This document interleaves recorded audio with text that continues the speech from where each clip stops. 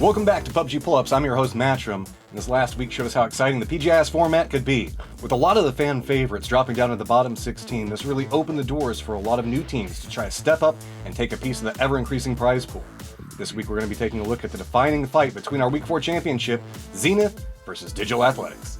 Utility practically non-existing for DA, and also their loot situation. I mean, overall, we saw two players there under 20 spare bullets. This is pretty much guaranteed a fight for the first place spot. How will this one come to an end? Here comes Zenith over the hill.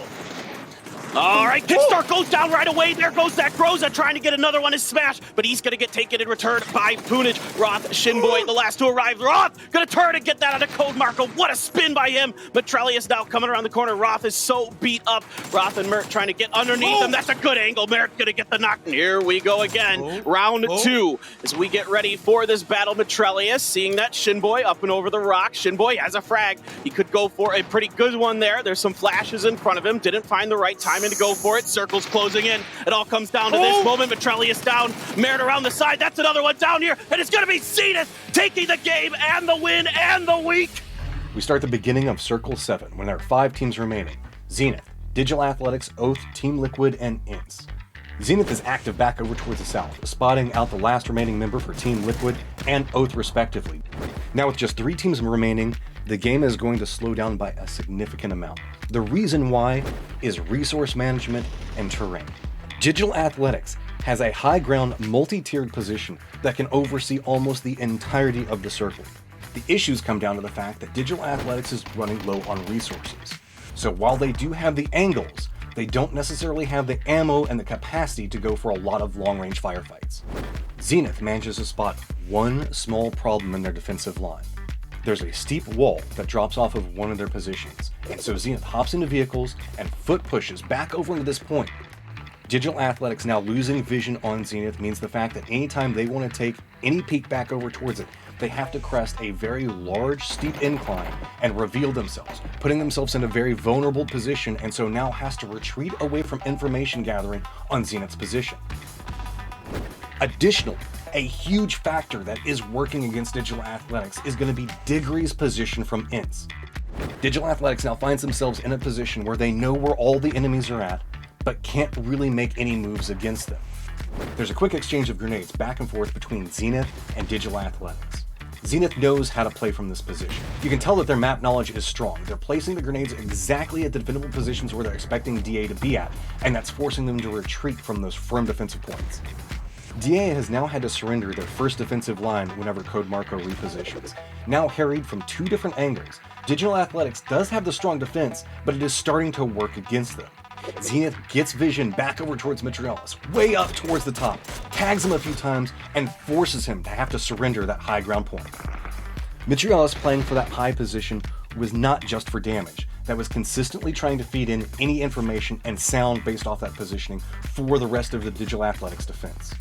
While all of this is going on, Zenith is starting to stretch a little bit more towards the north, experimenting with what they can get away with and how much more information that they can get in this position. No longer in control, Digital Athletics is now being forced to play off of whatever Zenith is wanting to throw at them. We're now at Circle 9. The center point for the final circle where everybody is going to be forced to is just outside of the high ground advantage for Digital Athletics. That means that they are going to have to try to make a move around this. INTS' Diggory is aware of this as well, throws out a few smokes and mollies to try to get to the incline, but Digital Athletics' Code Marco finally spots him out. With a touch of relief, DA now knows that they are in a firm team versus team position against Zenith and can start to make a reposition using that slope we were talking about to the north. Zenith has other plans though. Now being the aggressors, they charge up the hillside on the hunt for any DA member that they can spot.